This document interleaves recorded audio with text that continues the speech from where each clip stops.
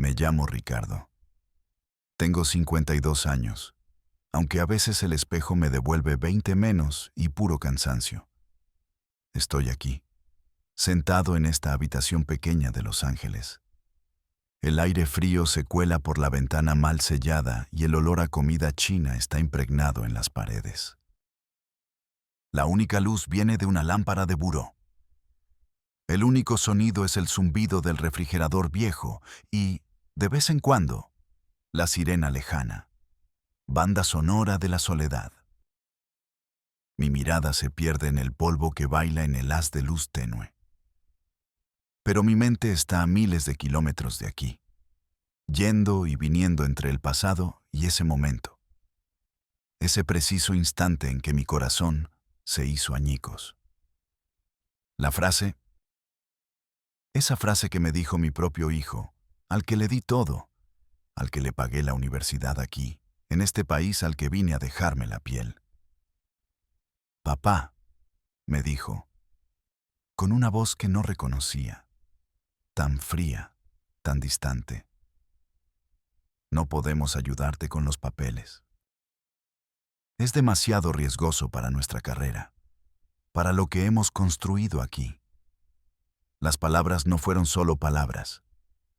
Fueron puñales que se clavaron uno por uno en cada esperanza, en cada sacrificio. Fue como si de repente, todo el sudor, cada dolor en la espalda, cada humillación, cada peso levantado, cada hora extra trabajada, se desvaneciera en el aire, volviéndose insignificante, inútil. Mis hijos, los mismos por los que crucé un desierto, por los que dormí en el suelo, por los que aguanté el desprecio en los ojos de la gente. ¿Cómo llegué hasta aquí? ¿Cómo un padre que solo quiso darles un futuro mejor termina escuchando que es demasiado riesgoso ser reconocido por ellos? La amargura se me sube por la garganta y me quema por dentro. Y aquí estoy, en esta habitación prestada, con el eco de esas palabras rebotando en mis oídos, mientras el cemento me sube por los pies, recordándome que no hay calor que me consuele en este instante.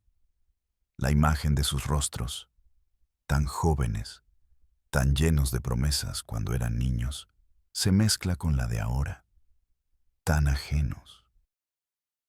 Esto es lo que soy hoy, un fantasma, una sombra. Y el silencio de esta noche es mi único compañero. Ahora, con el insomnio encima, mi mente se va sin permiso a mi pueblo en Michoacán. La mesa de madera siempre estaba llena, aunque solo hubiera frijoles con tortillas. Mi madre amasaba desde antes del amanecer. Olor a tortilla recién hecha y café de olla con piloncillo. Mi padre, campesino, me llevaba al campo. Me enseñó a sembrar maíz. Mis primeras monedas por cargar sacos me pesaron en la mano como un orgullo nuevo. Cada gota de sudor tenía propósito. Fue en esas tierras donde conocí a Sofía, mi Sofi. Ella tenía los ojos grandes y el cabello negro. La vi por primera vez en la fiesta del pueblo, bailando jarabe tapatío. Sus manos, aunque trabajadoras, eran suaves. La cortejé como se hacía antes, con serenatas bajo su ventana y cartas entregadas por su hermano. Nos casamos jóvenes, con la bendición de nuestras familias y la promesa de una vida simple pero llena de amor. Nuestra boda fue sencilla, con música de mariachi. Ese día, recuerdo el aroma a azahar de su vestido. Éramos dos almas jóvenes, llenas de ilusiones, construyendo nuestro propio pedacito de cielo en la tierra. Nuestros hijos, Ricardo y Elena, llegaron para llenar ese cielo de estrellas. Cuando nació Ricardo, el mayor, recuerdo que lo cargué en mis brazos y sentí una fuerza, una responsabilidad tan grande, que supe que no había límite para lo que haría por él. Quería darles lo que yo no tuve: una educación, oportunidades, una vida sin las carencias que nosotros habíamos conocido. Ver sus caritas mientras dormían, sentir el calor de sus pequeños cuerpos, me llenaba de una determinación inquebrantable. Jugábamos en el patio, bajo el sol implacable, contándoles historias de nahuales y de héroes. Sus risas eran la música más dulce que jamás había escuchado. Sofía y yo nos desvivíamos por ellos. Nos partíamos el lomo. Ella, vendiendo atole y tamales por las mañanas. Yo, doblando turnos en el campo y en la construcción, lo que fuera para traer un peso más a casa. Pero la vida en nuestro pueblo era dura. Las cosechas a veces fallaban. La lluvia no llegaba o llegaba en exceso. Los precios de los productos bajaban. Recuerdo una vez que mi hijo Ricardo se enfermó de una fiebre alta. Lo llevamos al curandero, luego al dispensario. Necesitábamos medicinas que no podíamos pagar. Verlo ahí, tembloroso, con los ojitos vidriosos. Y yo, un hombre fuerte, sintiéndome impotente, con los puños apretados. Esa impotencia me quemó el alma. O cuando Elena, tan inteligente, quería ir a la secundaria y yo no tenía para el camión. Se me encogía el alma cada vez que veía sus zapatos rotos. Muchos se fueron, al norte de México o cruzaron la frontera. Llegaron remesas, fotos de casas nuevas. La idea echó raíz. No era por mí, no era por lujos, era por ellos. La decisión no fue fácil. Noches enteras me la pasé dando vueltas, el sudor frío pegado a la piel, el miedo pellizcándome el estómago. Sofía lloraba en silencio. Pero al final, la imagen de mis hijos sin oportunidades fue más fuerte que cualquier miedo. Tomé la decisión con el corazón pesado. Cruzaría la frontera. Mis hijos tendrían un futuro digno. El día de la partida llegó como un golpe frío. Recuerdo cada detalle. Sofía estaba de pie en el umbral, vestida con su rebozo morado. Sus ojos estaban hinchados y rojos. No lloró, pero sus manos temblaban mientras me sostenía la mía, una despedida silenciosa. Mis hijos, Ricardo y Elena, se aferraron a mis piernas. Elena llevaba un vestidito a cuadros, y Ricardo, su camisa más limpia. Los abracé, uno por uno. Sentí el olor a tierra y a niñez en el cabello de Elena. «Papá, no te vayas», me susurró Elena. A Ricardo lo levanté en mis brazos. «Pórtate bien, mijo», le dije, tratando de que mi voz no temblara. «Cuida a tu mamá y a tu hermana». Les di un beso en la frente a cada uno, un beso que me supo a sal, y me prometí que cada esfuerzo, cada sacrificio, sería por ellos. Sofía me entregó una estampa de la Virgen de Guadalupe. La guardé en el bolsillo de mi camisa, justo encima del corazón. El viaje en el autobús fue largo y silencioso. Cada kilómetro que me alejaba de mi pueblo era una punzada en el pecho. Miraba por la ventana, pero en vez de los paisajes áridos, veía los rostros de Sofía y de mis hijos. Los ojos de Sofía, la súplica silenciosa en ellos. La sonrisa de Elena, sin un diente de adelante. La seriedad de Ricardo. Cada bache en el camino, cada frenada brusca, me devolvía a la realidad de lo que estaba haciendo, de la incertidumbre. El miedo se mezclaba con una esperanza terca, una convicción de que todo valdría la pena. Rezaba en silencio, pidiéndole a la Virgen que me diera fuerza, que protegiera a los míos. El aire en el autobús se sentía pesado, cargado de las ansias de todos los que íbamos hacia lo desconocido. Cuando llegamos a la frontera, la tensión se podía cortar con un cuchillo. La noche era oscura, apenas iluminada por una luna menguante. El frío era calador, se metía hasta los huesos. Nos hicieron caminar por horas, en silencio, en fila. Los pies se me hinchaban dentro de los zapatos Cada paso era una tortura. El miedo era palpable. Se sentía en la respiración entrecortada de los que me rodeaban, en sus susurros ahogados, en las oraciones silenciosas que escapaban de algunos labios. Recuerdo el olor a tierra seca, a sudor y a una mezcla extraña de esperanza y terror. Cruzar ese río, tan ancho, tan traicionero, con el agua helada subiéndome por las piernas, fue como cruzar un umbral, no solo geográfico, sino de mi propia vida.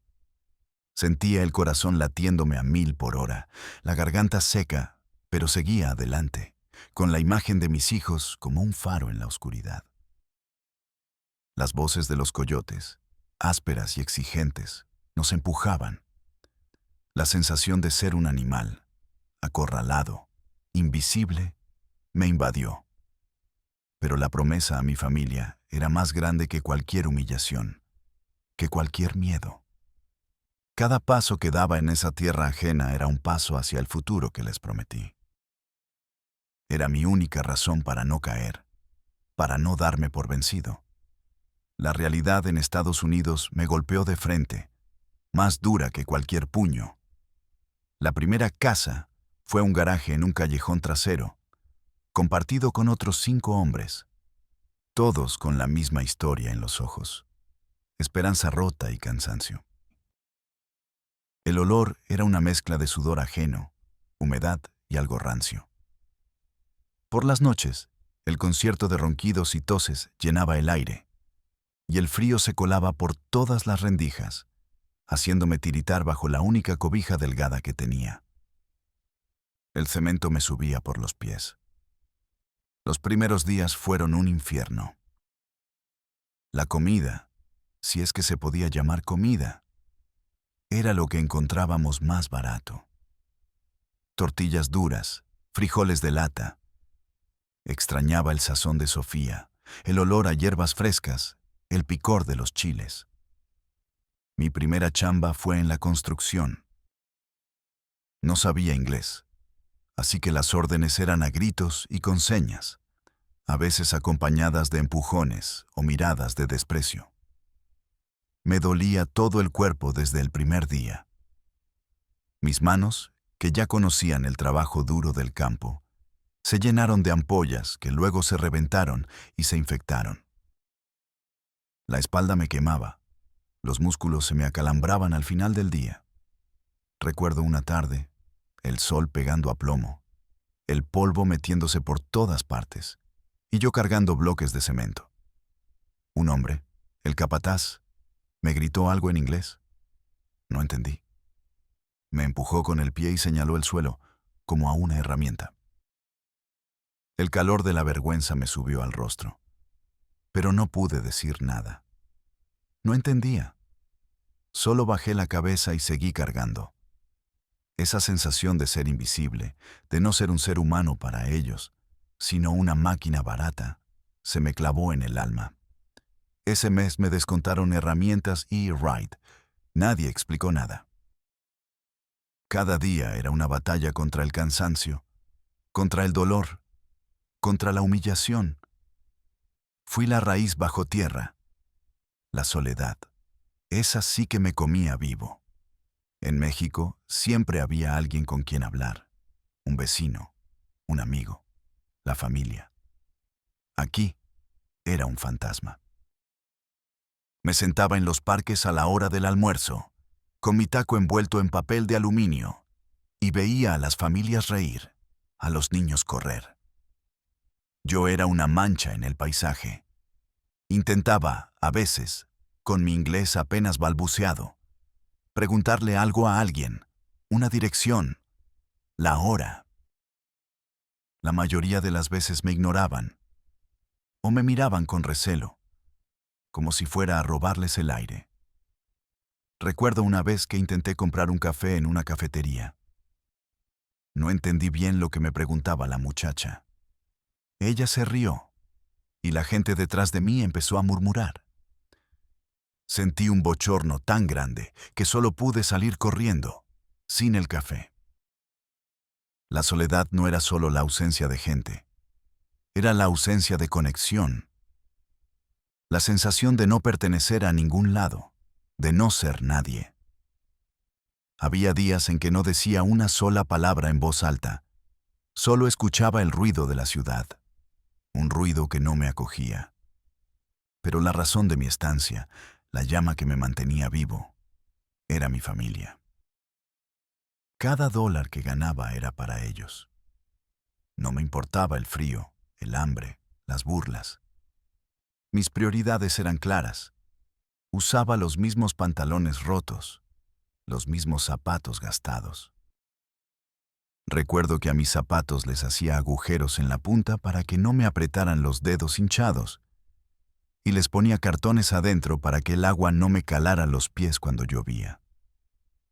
Comía una sola vez al día, a veces solo pan duro y agua. No iba al doctor ni al dentista. Mi cuerpo era una herramienta y yo lo usaba hasta el límite. Cada centavo que podía ahorrar lo mandaba a Sofía. Ella me mandaba cartas, a veces con un dibujo de los niños. Esas cartas eran mi tesoro, el aliento que me decía que todo valía la pena. Eran el bálsamo para mis manos agrietadas y mi espalda rota. Los años pasaron, y con ellos, la distancia se hizo más grande. No solo en kilómetros, sino en la comunicación. Al principio, las llamadas eran largas, llenas de risas y de planes. Sofía me contaba de la escuela de los niños, de sus travesuras, de cómo crecían. Yo les mandaba besos por el teléfono y me imaginaba sus caritas, sus voces. «Papá, te extraño», me decía Elena. «Papá, quiero que vengas», me decía Ricardo. Y yo les prometía que pronto, que ya falta menos, que todo esto era por ellos. Pero poco a poco, las llamadas se hicieron más cortas. De repente, Sofía ya no tenía tanto tiempo para hablar. Los niños, ya adolescentes, respondían con monosílabos. «¿Cómo estás, mijo?» «Bien, papá». «¿Y la escuela?» Ahí va. Sus vidas se estaban construyendo sin mí. Mi reloj rebotó en la cabina y volvió más solo. Yo les pagaba la escuela, los libros, la ropa, la comida. Cada vez más, me pedían dinero para cosas extras. Un viaje escolar, un teléfono nuevo, ropa de marca. Yo, aquí, seguía con mis zapatos con cartones, comiendo pan seco, pero les mandaba lo que podía. Para mí, era una inversión, la esperanza de que tuvieran una vida mejor. Recuerdo una vez, era el cumpleaños de Ricardo. Yo tenía todo el día libre y esperaba su llamada, su «Gracias, papá». En vez de eso, me llegó un mensaje de texto de Sofía. «Ricardo está de fiesta con sus amigos. Te manda saludos». Un mensaje.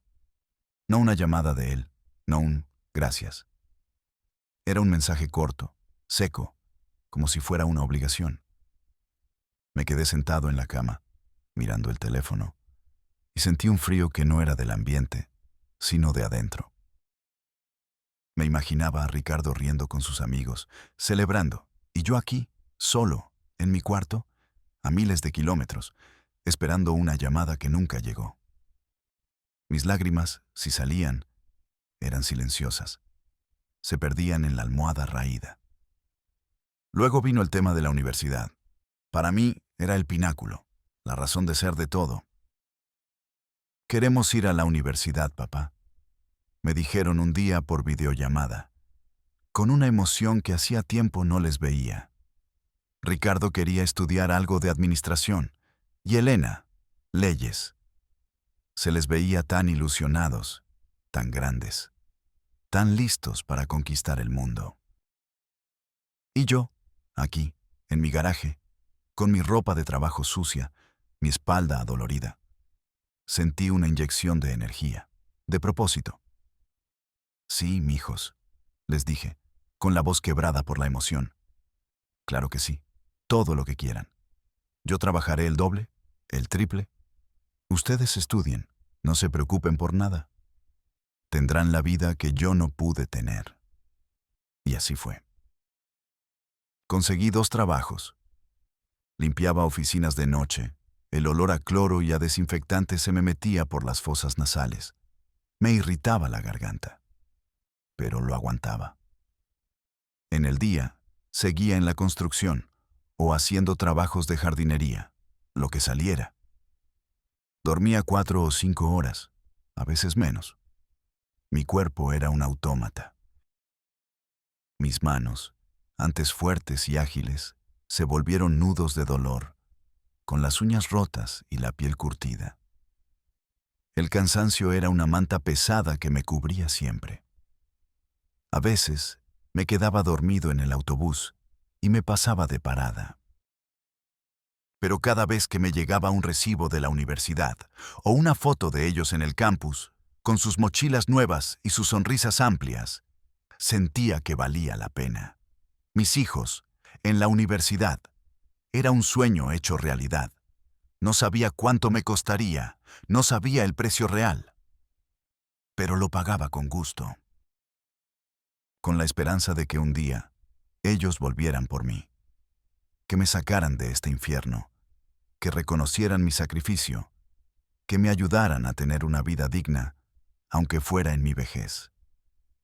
Esa era mi única fantasía, mi motor, una fantasía que, como veremos, terminó siendo una cruel burla del destino.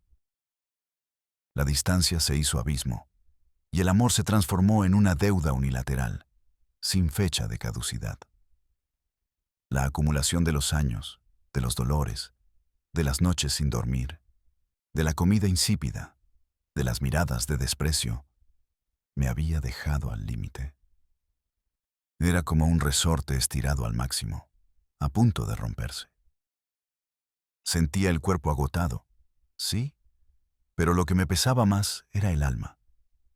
La falta de un abrazo, de una palabra de aliento, de un «te quiero, papá», que sonara sincero y no como un cumplido forzado.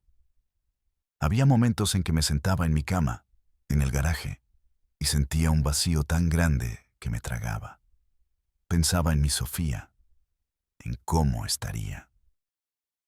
Ella era la única conexión real que me quedaba. Pero hasta con ella, la conversación se había vuelto una rutina de informes financieros. Ya mandé lo de la colegiatura. Necesito para los libros. El «¿cómo estás?» se había perdido en algún lugar del camino. Un día, después de casi 25 años de estar aquí, me atreví. Me atreví a pedirles ayuda. Ricardo ya se había graduado. Era un ingeniero de una empresa importante. Elena estaba a punto de terminar leyes, con un futuro prometedor. Eran alguien aquí, en este país, gracias a mi sudor y a mis lágrimas. Habían cumplido el sueño. Era mi turno. Había ahorrado un poco más de lo habitual, pensando en los trámites. Era el momento. Los llamé. Primero a Ricardo. Estaba en una reunión, me dijo su secretaria. Insistí. Me regresó la llamada unas horas después. Su voz sonaba fastidiada, como si yo fuera una interrupción en su ajetreada vida. «Papá, dime rápido, estoy ocupado». Le conté, con el corazón latiéndome a 1000, la esperanza haciéndome sudar frío. «Mijo, ya es tiempo. Necesito arreglar mis papeles. ¿Crees que me puedan ayudar? Como sus hijos, sé que hay formas. Yo he pagado por ustedes, ahora que ya están bien, que tienen sus carreras».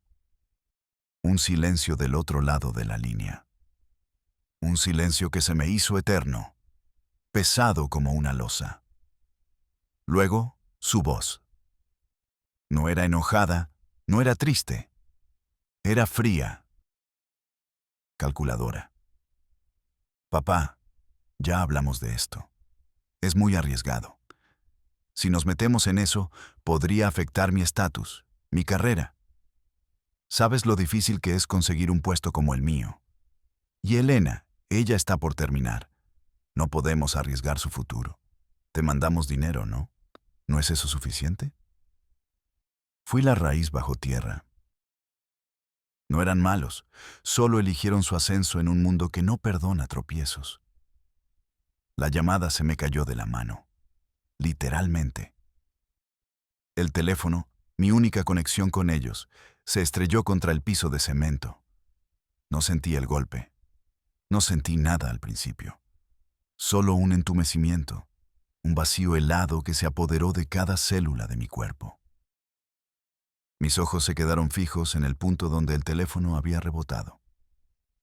El zumbido quedó pegado a mi oído, como una abeja que no encuentra la ventana. Era como si mi cerebro se hubiera apagado. No procesaba lo que acababa de escuchar.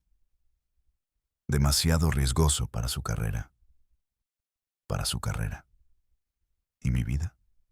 ¿Mis años? ¿Eso no era riesgoso? La segunda ola de dolor llegó como un tsunami, arrastrándolo todo a su paso.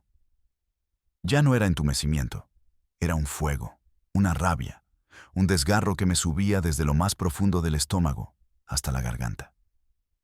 Grité. Grité como nunca había gritado. Un grito ahogado, sin palabras, solo sonido puro de dolor y frustración. Un golpe. Mi puño se estrelló contra la pared. Una vez, 2 veces. El nudillo se me abrió. La sangre brotó, pero no sentí el dolor físico. El dolor de mi alma era 1000 veces peor. Me levanté de la cama como un zombi. Salí del garaje, sin rumbo, a la calle. Era de noche. Las luces de la ciudad brillaban, indiferentes. Caminé. Caminé sin saber a dónde iba.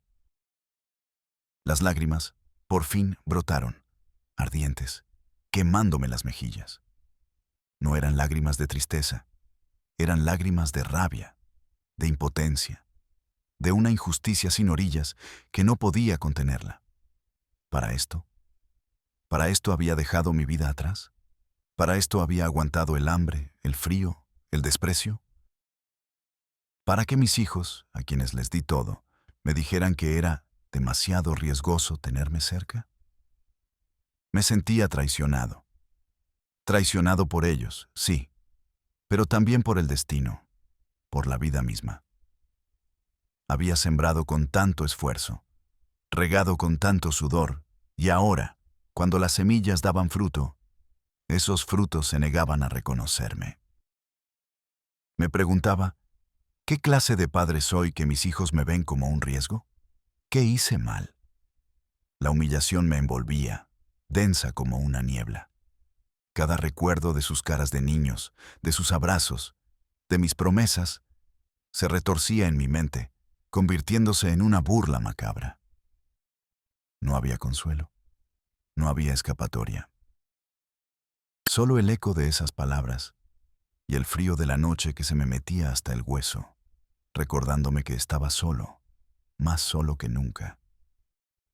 Los días que siguieron fueron una neblina densa. Caí en un hoyo profundo. El poco apetito que tenía se fue del todo. La comida me sabía a cartón, no importaba lo que fuera. Las noches eran interminables torturas. Me quedaba mirando el techo, o a la ventana, esperando que llegara el amanecer. Pero el amanecer no traía alivio, solo más de lo mismo. La pesadez en el pecho, el vacío en el estómago. Dejé de ir a trabajar un par de días. El capataz me llamó, me gritó. No me importó. Máquina fuera de servicio. ¿Para qué? ¿Para seguir sacrificándome por quién? Mis hijos habían dejado claro dónde estaba su lealtad, y no era conmigo. Me preguntaba una y otra vez, ¿para qué todo esto? ¿Para qué me arranqué de mi tierra, de mi Sofía, de mi vida, si al final iba a terminar así, solo y olvidado por aquellos a quienes se lo di todo? Me culpaba. Me culpaba por haberlos consentido, por haberles dado demasiado, por no haberles enseñado el valor de las cosas, el sacrificio que hay detrás de cada peso. Pensaba, quizás si los hubiera obligado a trabajar, si los hubiera traído conmigo, Si hubiéramos pasado hambre juntos, entonces entenderían. Pero luego me respondía, no fuiste tú solo, fue el trato. Era una batalla constante en mi cabeza, un monólogo sin fin que me agotaba más que cualquier jornada de trabajo. El refrigerador marcando los segundos. Un día, mientras divagaba por las calles sin un rumbo fijo, me encontré con un señor en un parque. Era mayor que yo, con la cara curtida por el sol, y sus manos igual de callosas que las mías. Estaba sentado en una banca, dando de comer a las palomas. Hablaba español. Me senté a una distancia respetuosa. Él me miró, y por primera vez en mucho tiempo, sentí que alguien me veía de verdad. No con lástima, no con desprecio, sino con una comprensión silenciosa. Sacó un termo y me ofreció café. Acepté, y el calor de la taza entre mis manos fue un pequeño consuelo. Empezamos a hablar, poco a poco. Le conté mi historia, a trozos, con la voz quebrada. Él escuchó, sin interrumpir, asintiendo de vez en cuando. Cuando terminé, me miró con sus ojos viejos y sabios. «Mijo», me dijo, su voz rasposa pero amable. «La vida es como un río. No siempre va por donde uno quiere. Usted hizo lo que su corazón le dictó. Los hijos a veces toman caminos que uno no entiende. El amor no se pierde. Lo dado no se borra. Ellos lo saben, aunque no lo digan ahora. Usted no es un riesgo, mijo. Usted es la raíz. Pero las raíces no tienen que arrastrarse por la tierra para que el árbol dé fruto». Sus palabras fueron como un bálsamo en mi alma herida. Raíz. Esa palabra se me quedó grabada. Me di cuenta de que había estado esperando que ellos me dieran el permiso para ser digno, para ser visto. Había puesto toda mi esperanza, toda mi felicidad en sus manos, y cuando ellos la soltaron, me sentí caer al vacío. Pero él tenía razón. Mi valor no dependía de su reconocimiento. Mi valor estaba en mi sacrificio, en mi amor incondicional, en la fuerza que me había traído hasta aquí. Esa noche, por primera vez en semanas, dormí unas horas más tranquilas. La decisión empezó a formarse, lentamente, dolorosamente, pero con una claridad que me asustaba y a la vez me liberaba. Volver significaba miradas de lástima. No estaba listo. Tampoco para pedir aceptación otra vez. Eso sería prolongar la humillación. El camino era otro. El camino era aceptar que no tenía que depender de ellos para mi felicidad. Que mi propósito no había terminado, solo había cambiado. Tenía que encontrar mi propio camino, aquí, en esta tierra que me había dado tanto dolor, pero también la fuerza para sobrevivir. Tenía que sanar. Y la única manera de hacerlo era dejar de mirar hacia atrás, hacia lo que me habían quitado, y empezar a construir algo nuevo para mí. No sabía qué sería, ni cómo lo haría. Pero sabía que no podía seguir esperando la validación de nadie más. Esa conversación en el parque fue el pequeño empujón que necesitaba para entender que debía dejar de ser una víctima y convertirme en el arquitecto de mi propio resurgir. La chispa, por pequeña que fuera, se había encendido. Decidí quedarme. Este país me había quitado mucho, pero también me había endurecido. Me había enseñado una resistencia que nunca supe que tenía. Tenía que encontrar un nuevo sentido aquí, en esta tierra ajena que se había convertido en mi purgatorio, pero que ahora, quizás, podría ser mi renacimiento. No fue fácil. No. Los primeros meses fueron una lucha diaria contra la amargura. Seguía trabajando, pero ya no con la misma prisa desesperada de antes. Ahora era diferente. Hacía las cosas por mí, por mi sustento, no por una promesa rota. Comencé a buscar a otros como yo, Gente que entendiera el nudo en la garganta, el dolor de la nostalgia, la herida del abandono. Encontré una pequeña iglesia en un barrio latino, y allí, entre mis hermanos de sangre y de alma, empecé a sanar. No hablábamos de lo que mandábamos a casa, sino de lo que sentíamos, de nuestras penas, de nuestras esperanzas. Compartíamos un plato de frijoles y tortillas, sí, pero también compartíamos el peso del alma. Me di cuenta de que mi propósito no se había desvanecido, solo se había transformado. Yo, que había cruzado esa frontera con tanto miedo, que había aprendido a sobrevivir en la sombra, podía ayudar a otros que venían. Empecé a ir a un centro comunitario. Al principio, solo escuchaba. Luego, tímidamente, empecé a compartir mi experiencia, a dar un consejo aquí y allá, a traducir para los recién llegados, a mostrarles cómo moverse en esta ciudad laberíntica. Acompañé a sacar ITIN y a llenar formularios complicados.